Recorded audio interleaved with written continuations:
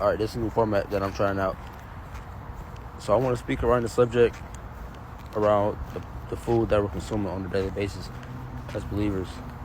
And so this comes from Job 23 verses 11 to 12, and where he basically talks about how he treasures up and values the Lord's word more than he does his own food.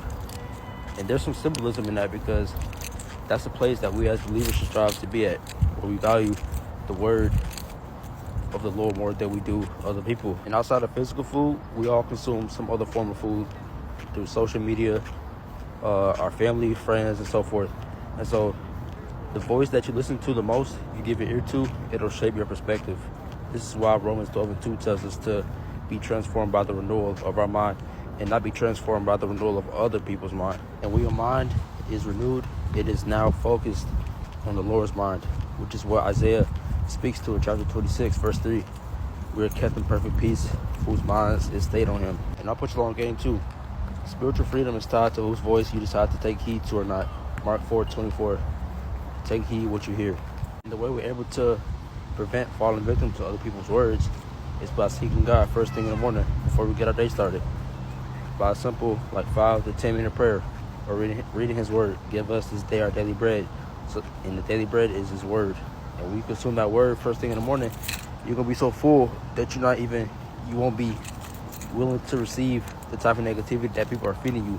They're extending their diet or their food towards you. And so the more word you know, the less likely you are to fall victim or be thrown off by the words of mankind. Breakfast is the most important meal of the day, so why not spend that first meal first thing in the morning with the chain breaker himself? People's empty words, they place chains around you, but it's only Jesus that will break those chains off of you.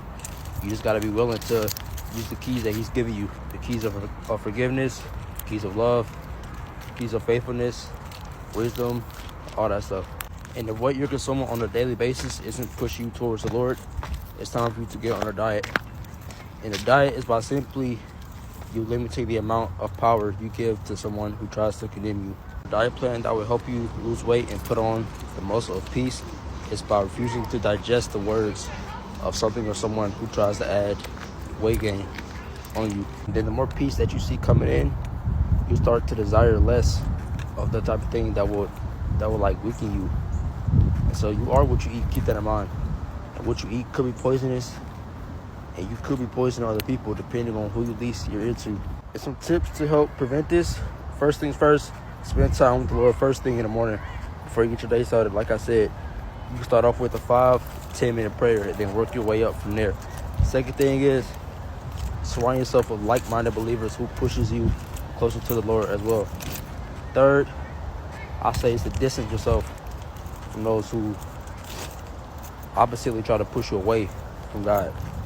And lastly, remember what the Lord says about you in his word. And if you're having a hard time believing what the Lord says about you, because I have as well, ask yourself the question, who's keeping your heart beating? Who's keeping you alive while you're asleep in an unconscious state? Because you can't manually breathe on your own while you're sleeping. So keep that in mind. And imagine how much more he's able to do.